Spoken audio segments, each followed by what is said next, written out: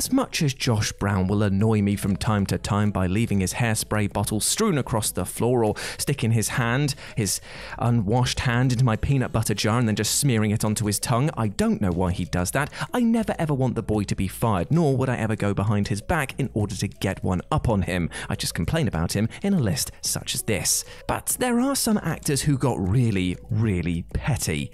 So let's take a look at them today. As I'm Jules, this is Whatculture.com, and these are 10 actors who tried to get their co-stars fired. Number 10. Richard Gere's greasy chicken was the last straw for Sly Stallone. When it comes to final straws, Sylvester Stallone apparently draws the line at mustard and chicken grease. Back when Stallone was working on 1974's The Lords of Flatbush, the Rocky icon gave the film producers an ultimatum that ultimately saw co-star Richard Gere fired.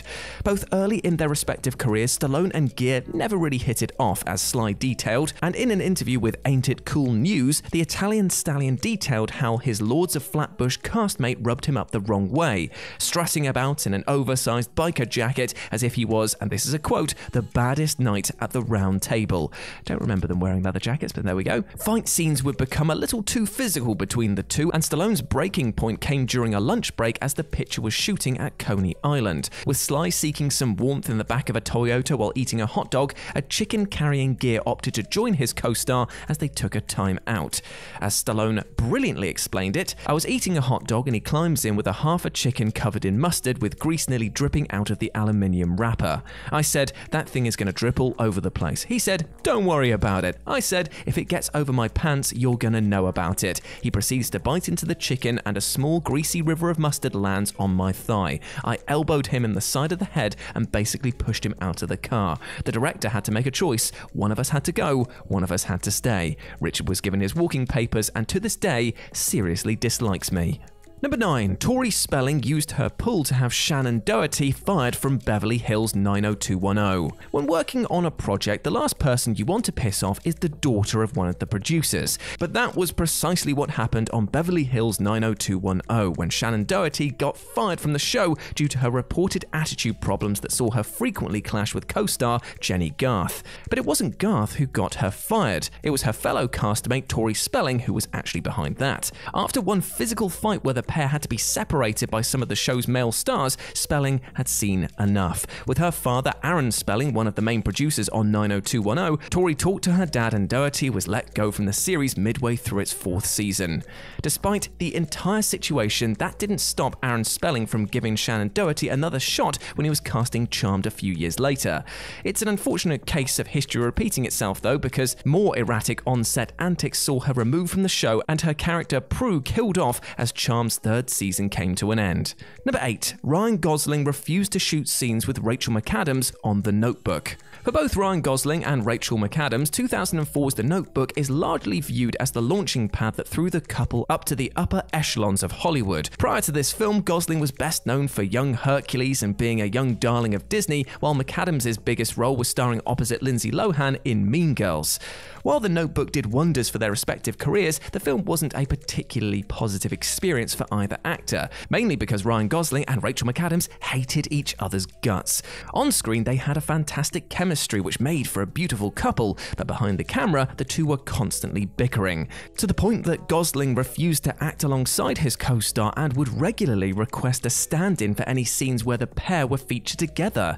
Having seen enough, the film's producers called a meeting with the pair. There, the story is that Ryan Gosling tried to get his castmate kicked off the film. After the heated argument, the relationship between the pair took a major upswing, so much so that the two actually became a real-life couple from 2005 to 2007. Number 7. John Stamos tried to get the Olsen twins fired from Full House. This is a direct quote from John Stamos. I did try to get them fired when they were kids, but you know, they were kids. The Olsen twins cried a lot. Does that make him the meanest man ever?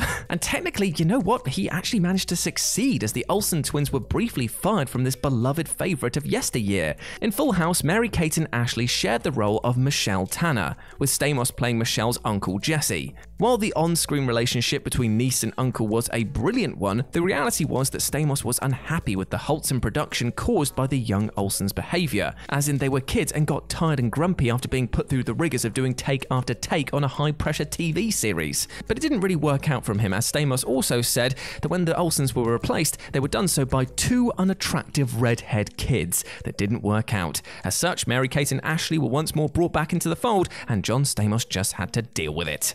Number 6. Alec Baldwin's complaints had Shia LaBeouf removed from Orphans. While the rest of the entries on this list are based around movie or TV projects, this particular one is actually regarding a Broadway play. Back in 2013, Alec Baldwin was set to appear in director Dan Sullivan's take on Lyle Kessler's Orphans, and not just Baldwin, but Shia LaBeouf was also meant to be involved as well. By the time the play was put in front of an audience though, LaBeouf had been replaced with 310 to Yuma favourite Ben Foster, and the reason for that switch? Well, that was down to how Alec Baldwin wanted to quit the production due to the antics of his former co-star. As Alec explained to Vulture back in 2014, LaBeouf had taken umbrage during rehearsal at how the rest of the cast was slowing him down. Singling out Baldwin in particular, the often controversial actor explained how if Alec was too slow to say his lines, LaBeouf was just going to continue on with his own dialogue. From there, Baldwin took the stage manager to one side, explained how it was either him or LaBeouf that was going to go, then decided that he himself would be the one to depart Orphans. Wishing to keep Baldwin on board, a decision was quickly made to fire Shia LaBeouf. Number 5. Lucy Liu halted Bill Murray's Charlie's Angel return. When Charlie's Angels Full Throttle made its way to the silver screen in 2003, there was a hugely noticeable Bill Murray-shaped hole. 3 years prior, Murray had played John, Charlie's right-hand man and the person responsible for helping out the Angels throughout the first Charlie's Angels picture. But when Full Throttle arrived, Murray wasn't to be seen. Instead, audiences were treated to Bernie Mac as Jimmy, the adopted brother of Murray's John. The reason why Bill Murray wasn't a part of the 2003 sequel was down to how his relationship with Lucy Liu was totally horrendous during the filming of the first film. Not only did the two not get on, Murray reportedly told his co-star that she couldn't act, and tensions became so hostile that Liu is said to have at one point started swinging punches at Murray during the shoot. Not denying any of this, Ghostbusters star Murray even told The Times in 2009 how he is quick to dismiss those working with him who he deems to be unprofessional. In the aftermath of this, Lucy Liu is said to have demanded to Columbia Pictures that Murray not return for Charlie's Angels Full Throttle, and while it wasn't exactly a firing per se, plans to bring Bill Murray back as John were quickly shelved. Number 4. Kirk Cameron didn't take kindly to Julie McCullough's Playboy spread. These days, Kirk Cameron is best known for being one of those people heading up the evangelical ministry, the way of the master. And it was during his time on the classic sitcom Growing Pains that the actor first started to seriously embrace religion. For Julie McCullough, though, Cameron becoming a born-again Christian played a huge role in her being fired from Growing Pains. Throughout a good chunk of the series' 4th season, McCullough played Julie, a one-time love interest of Cameron's Mike. As Julie had detailed over the years, such as during an interview with Mind Twist Comedy, Kirk Cameron's newfound faith saw him complaining to the show's producers once he realized that his co-star had actually appeared in Playboy. As she put it, Kirk became somewhat of a recluse on set, staying in his trailer to sing religious songs and read the Bible. And not just that, but he would have people removed from set if they used colourful language, and he also reportedly had certain scenes changed due to his new beliefs. Number 3. America Ferrara got Lindsay Lohan's Ugly Betty stint cut short. For 4 seasons, Ugly Betty was one of the most talked about shows on TV, and for its titular star, America Ferrara, she was quick to use her position to curtail Lindsay Lohan's stint on the series once Lohan started to act up. The original plan called for the Mean Girls star to have a 6-episode run on Ugly Betty in 2008. However, that run was cut down to just 4 episodes after Ferrara, amongst others, complained about her behaviour. At the time, the New York Post reported that Lohan and Ferrara frequently butted heads, and that Lindsay would have an excessive entourage with her every single time she was on set, and that she constantly smoked in her dressing room and was so trashed that it had to be completely redecorated after Lohan made her Ugly Betty exit. Additionally, there's a rumor out there that Lohan practically angered Ferrara while filming a scene with her character, where she was said to have had her pants pulled down as some sort of semblance of revenge for bullying Betty when they were younger. And the rumor is that Lindsay was surprised to find that her co-star was not wearing any underwear when this scene was attempted to be shot. Whether or not that's true has never been confirmed, but what we do know is that Lindsay Lohan's Ugly Betty gig was definitely cut short. Number 2. Charlie Sheen outright had Selma Blair fired from anger management. Charlie Sheen is never one to shy away from headlines and controversy, as showcased by how he was fired and his character killed off in 2.5 Men after his own erratic behaviour and disparaging comments about the show's creator Chuck Lorre came to air. A year after his 2.5 Men contract was terminated, it would be Sheen's turn to have someone removed from a TV series, with Selma Blair being fired from anger management at Charlie's request. After the Cruel Intentions and Hellboy favourite had the audacity to voice her unhappiness with Sheen's unprofessional and erratic behaviour on set, the star of the series didn't take too kindly to this, so much so that Charlie would complain to anger management higher-ups and threaten to quit the show unless Selma Blair was fired. Relenting, Blair's time on the series was brought to an end after appearing in 54 episodes. Following that, the actress threatened to sue Charlie Sheen and Lionsgate for a figure in the region of $1.2 million, which is what Selma said she would have earned had she not been fired from anger management. And number 1, Janet Hubert's behaviour saw her replaced on The Fresh Prince of Bel-Air. For anyone who watched The Fresh Prince of Bel-Air, you'll be well aware that 2 different actors played Aunt Viv across the show's 6 seasons.